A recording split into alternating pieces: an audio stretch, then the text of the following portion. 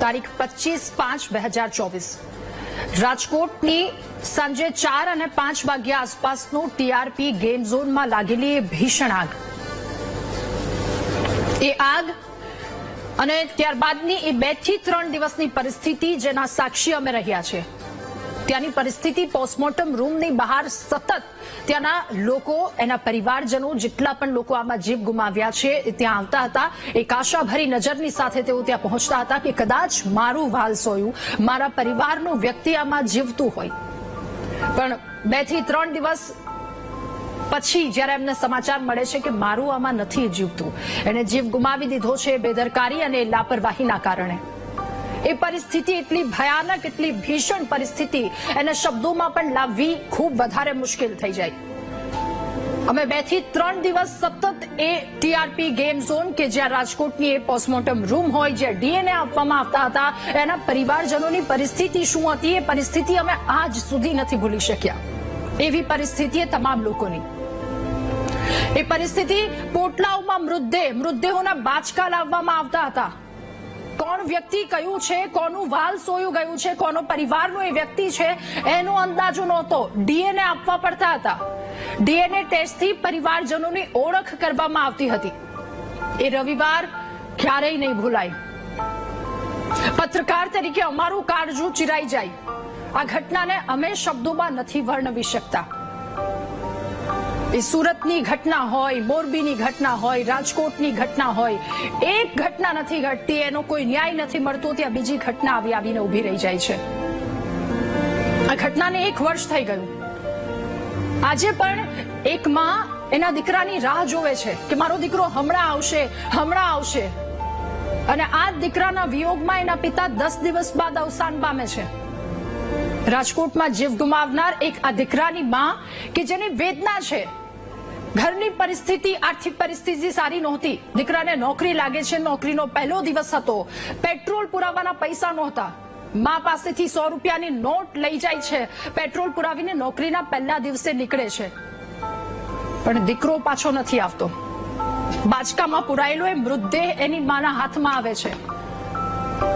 ઘરના દીકરા સમાન એક દીકરી કે જેનો પણ આ બેદરકારીએ ભોગ લીધો છે, આગમાં ભડથું થઈ ગઈ દીકરી. એ દીકરીનો બાપ સતત 1 થી 2 મહિના સુધી ટીઆરપી ગેમ સુધી રોજ આટા મારતો, એક આશાની સાથે કે મારી દીકરી મને ક્યાંક મળી જાય. ઘરની કમાઉ એ દીકરી, દીકરા સમાન એ દીકરી, આશા કે જેને પરિવાર એક હોય. ભણી ગણીને સારો અધિકારી બનશે, જીપીએસસીની તૈયારી કરતો એક બીજો દીકરો કે જે પણ હોમાઈ ગયો છે. એક ભાઈ કે જેને રેસ્ટોરન્ટમાં મોટું નામ કમાવવું હતું, ખૂબ આગળ વધવું હતું. આ દીકરો પણ બેદરકારીનો ભોગ બની ગયો. આજે આ ઘટનાને 1 વર્ષ પૂર્ણ થઈ ગયું છે. દરેક પરિવારની આંખના આંસુ હજુ સુધી નથી સુકાયા. અને બીજી બાજુ એમાં જવાબદાર 4 લોકો જામીન પર છે. મોતની સજાએ જેના માટે ઓછી કહેવાય એવા વ્યક્તિ સુધી હજુ સુધી સજા નથી પહોંચી, ત્યારે 27 પરિવારોની હાલત કેવી થતી હશે, ત્યારે 27 પરિવારોના કાળજા કેવા ચીરાતા હશે, આપણે અંદાજ પણ ન લગાવી શકીએ, આપણે શબ્દોમાં વર્ણવી પણ ન શકીએ. આ ઘટનાની તપાસ માટે 3 આઈએએસ અધિકારીઓને વિશેષ તપાસ સમિતિ રચના કરી. એસઆઈટીએ તપાસ કરી જણાવ્યું કે ગેમ ઝોનનું બાંધકામ ગેરકાયદે હતું, ફાયર એનઓસી લેવામાં આવી નહોતી. પોલીસે 9000 પાનાની ચાર્જશીટ રજૂ કરી. આરોપીઓની ભૂમિકા, ભ્રષ્ટાચારની વિગતો, આ બધી વસ્તુ દર્શાવવામાં આવી. ગુજરાત હાઈકોર્ટે મહાનગરપાલિકાના પૂર્વ કમિશનરોની ટીકા કરી હતી કે એમની બેદરકારીના કારણે 27 લોકોના જીવ ગયા. મનસુખ સાગઠિયા 3 સાઇન કરવાની હોય છે એને અપ્રુવલ આપતા પહેલા. એક સાઇનના 70,000 થી 1 લાખ રૂપિયા લેતો આ ભ્રષ્ટાચારી મનસુખ સાગઠિયા, ઇલેશ ખેર, જયદીપ ચૌધરી, આ બધાને સસ્પેન્ડ કરવામાં આવ્યા. મોટા ભાગના આરોપીઓની ધરપકડ થઈ છે, કેસ ચાલી રહ્યો છે. જોકે આ તમામની વચ્ચે પરિવારો હજુ સુધી ન્યાયની રાહ જોઈને બેઠા છે. ત્યારે સવાલ થાય છે કે કમિટીઓની રચના તો તમે કરી દીધી, કમિટીઓ બેઠી પણ ખરી, કમિટીએ આ બધી વસ્તુ સામે તો લાવી, પરંતુ ન્યાય ક્યારે મળશે? આવી ઘટનાઓમાં કેમ કાર્યવાહી નથી થતી? વારંવાર આવી ઘટના રાજ્યભરમાં ઘટે છે, પરંતુ બોધપાઠ ક્યાં છે અને ક્યારે લેશો? આગની ઘટના ઘટે છે, પછી તમે ફાયર સેફટીને લઈને દોડતા થઈ જાઓ છો. ટ્યુશન ક્લાસીસમાં ઘટના ઘટે છે એટલે સુરતના બધા ટ્યુશન ક્લાસીસ, રાજ્યભરના બધા ટ્યુશન ક્લાસીસ કે જેને બંધ કરવા અથવા તો ત્યાં વિદ્યાર્થીઓની સેફટી છે કે કેમ, એ બધી વસ્તુ પછી ધ્યાન આપવામાં આવે છે. અને જ્યારે આવી કઈ ઘટના ઘટે તો રાજ્યમાં 10 થી વધારે લોકોએ પોતાના જીવ ગુમાવવા પડે છે. પછી જે તે જગ્યા પર બેઠેલા લોકોને ભાન થાય છે કે આ મારી જવાબદારીમાં આવતું હતું. સવાલ એ પણ કે રાખ થયેલા મૃતકોના પરિવારજનોને સરકાર પાસેથી હવે આશા શું છે? 1 વર્ષ થઈ ગયું, ન્યાય માટે કેટલો સંઘર્ષ, એના પર કરીશું મહામંથનનો આ બીજો મુદ્દો.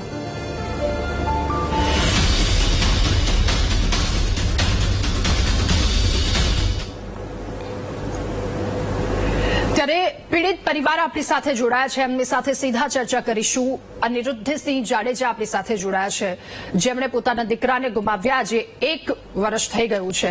એમની પાસેથી જાણીશું.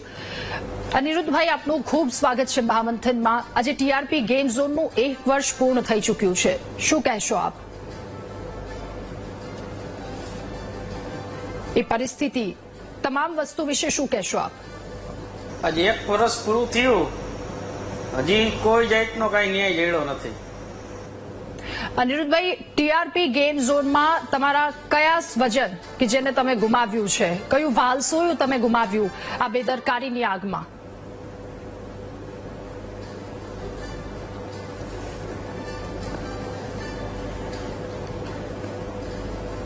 ટીઆરપી ગેમ ઝોનમાં મારો દીકરો હતો સુખપાલસિંહ.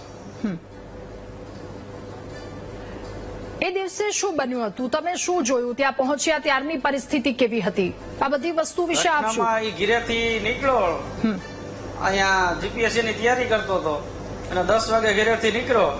પછી સાંજે 6:30 ફોન આવ્યો એના દોસ્તાર દ્વારા મારા નાના બાબાને કે તારો ભાઈ ને બધા રમવા ગયા છે અને અહીંયા આગ લાગી છે, એટલે તું કે અહીંયા આવી ગઈ. એનો ફોન લાગતો નથી, એટલે મારા નાના દીકરાનો મને ફોન આવ્યો. એટલે મેં તરત ફોન કર્યો મોટા દીકરામાં, પણ એને કઈ ફોન લાગતો નતો. એટલે અમે બાપ દીકરો તરત અહીંયા આવ્યા. ત્યાં આવ્યા ત્યાં 8:30 જેવું થઈ ગયું હતું. તો અહીંયા તો આગ એટલી હતી કે પોલીસ વાળાને બધા એટલા ભેગા થઈ કોઈ જવા દેતા નહોતા. તો અહીંયાથી અમે સીધા હોસ્પિટલે આવ્યા. હોસ્પિટલે આવ્યા એટલે બધા મુદ્દે જ આવતા હતા, એમાં કોઈ પણ વર્તા એવું કોઈ પણ હતું નહીં. તો તમને કેમ ખબર પડી કે આ દુર્ઘટના, આ બેદરકારીમાં તમારા સ્વજનનું મૃત્યુ નીપજ્યું છે? કોઈ જાણ થઈ કે? એના દોસ્તારે કીધું તું, એના દોસ્તાર દર ફોન આવ્યો, આમાં 3 જણા ગયા છે કે તારો ભાઈ ગયો છે નાના દીકરાને કીએ, અને એક તમારા એની ભેગા તમારા ધ્રોલના છે એ કીએ, અને એક એનો ભાઈબંધ આઈનો અહીંયા 3 બધા ભાઈબંધ દોસ્તાર હતા. એટલે એને કદાચ વાત થઈ હોય કે અમે રમવા જવાના છે, એટલે એને કીધું કે આમાં અંદર ગયા છે. ઘટનાનું 1 વર્ષ થઈ ગયું છે, તમને ન્યાય મળ્યો કે શું? કોઈ જાણકારી? કોઈ ન્યાય કઈ કોઈને જડ્યો નથી. હજી વર્ષ થવા આવ્યું તો એનો કઈ ન્યાય જડ્યો નથી.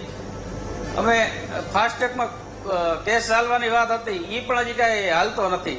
આ પોલીસની ઢીલી કામગીરી છે કે પોલીસ પૂરતા કાગળ કોર્ટમાં હાજર કરતી નથી, એના હિસાબે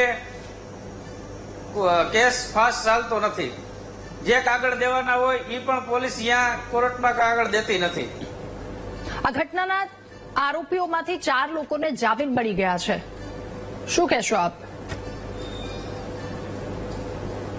હજી વર્ષ થયું ને એને જામીન મળી ગયા, એ એક શરમજનક બાબત કહેવાય કે હજી તો આહુડા કોઈ આ પીડિત પરિવારના આંખમાંથી નથી હુકાણા અને આને જામીન દેવા માંડ્યા, એ એક આ શરમજનક બાબત કહેવાય.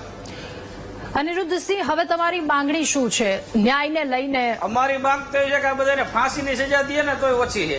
આજ 20-20 વર્ષના દીકરા જેને ગુમાયા હોય એની તો માંગ હોય જ ને, પણ આને હજી કોઈને એની કાર્યવાહી જ કઈ નથી કરી.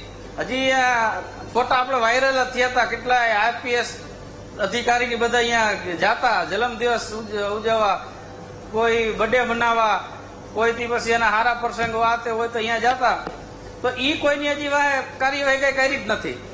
આ તો નાના નાના માણસો હતા એને પકડ્યા છે, તો હજી જે મેન મૂર્ખા તો બધા બહાર રખડે છે.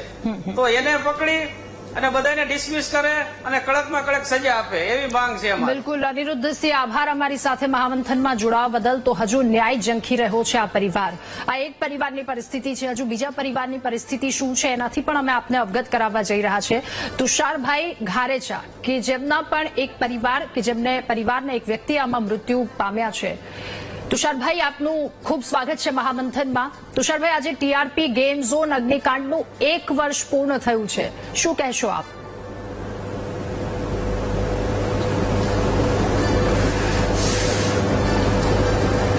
એક વર્ષ પૂરું થયું છે. અત્યાર લગીમાં જે કાર્યવાહી કોઈ પણ જાતની કરી એમાં કોઈ પણ જાતનો સંતોષ થયો નથી. આમાં તુષારભાઈ, ટીઆરપી ગેમ ઝોનમાં તમે તમારા કયા સ્વજનને ગુમાવ્યા હતા? મારો નાનો ભાઈ જય અનિલભાઈ ગોરેચા. આ ઘટનાના આટલા દિવસ થઈ ગયા, 1 વર્ષ થવા આવ્યું, તેમ છતાં તમારી ન્યાય માટે ભટકવું પડી રહ્યું છે. અહીંથી આપણે આશા રાખી હોય તો કંઈક આપણે એની સરકાર પાસે 3 થી 4 વાર માંગણી કરી. આની પહેલા આપણે સીએમ સાહેબને ગૃહમંત્રીને મળવા ગયા હતા, ત્યારે એને અમે 14 મુદ્દા લેખિતમાં આપ્યા હતા. એમાં સૌથી વધારેમાં આપણે ફાસ્ટેગ કોર્ટ વાળું કર્યું હતું કે કેસ ફાસ્ટેગમાં હાલે એના માટે, એ પણ હજી સુધીમાં મંજૂર કરવામાં આવ્યું નથી ફાસ્ટેગ વાળું. તુષારભાઈ, તમારા સ્વજન મૃત્યુ પામ્યા એની કેટલી યાદ આવે છે? ખોટ તો નહીં જ પૂરી શકાય, પણ કેટલી યાદ આવે છે? કાયમીનું છે, થઈ ગયું એમાં તો આપણે કઈ કરી શકવાના છીએ નહીં. યાદ તો કાયમી આવવાની જ છે. આપના ભાઈનું ભવિષ્યમાં કંઈ બનવાનો ગોલ હતો કે મારે આ સિદ્ધિ હાંસલ કરવી છે, અહીંયા સુધી પહોંચવું છે? હોટલ લાઈનમાં હતો. તુષારભાઈ, હવે તમારે સરકાર પાસેથી શું માંગણી છે, શું આશા છે? ફાસ્ટેગમાં તાત્કાલિક ડે ટુ ડે હિયરિંગમાં કેસ ચાલે અને ઝડપમાં ઝડપ ન્યાય મળે જી, અને ઓછામાં ઓછી ફાંસીની સજા થવી જોઈએ, ઓછામાં ઓછી. જી બિલકુલ, આભાર મહામંથનમાં અમારી સાથે જોડાવા બદલ. તો રાજકોટ અગ્નિકાંડ 1 વર્ષ થઈ ચૂક્યો છે. લોકોએ પોતાના વહાલ સોયા ગુમાવ્યા છે. પરિવારની એ પરિસ્થિતિ હજુ પણ છે કે ક્યાંક એમના ઘરનું એ વ્યક્તિ, એ દીકરો, એ બાપ, એ દીકરી ઘરમાં આવશે અને એને ભેટી પડશે. આશા હજી પણ છે. સાથે ન્યાયની પણ એક ઝંખના કરી રહ્યા છે કે ઝડપથી ન્યાય મળે, પરંતુ પરિસ્થિતિ ક્યાં આવીને ઊભી છે. આશાભરી નજરે હવે સરકારની સામે જોઈ રહ્યા છે આ 27 પરિવારો. મહામંથનમાં હાલ બસ આટલું જ. વધુ સમાચાર અપડેટ્સ માટે આપ ડાઉનલોડ કરો વીટીવી ન્યૂઝની એપ્લિકેશન. નમસ્કાર.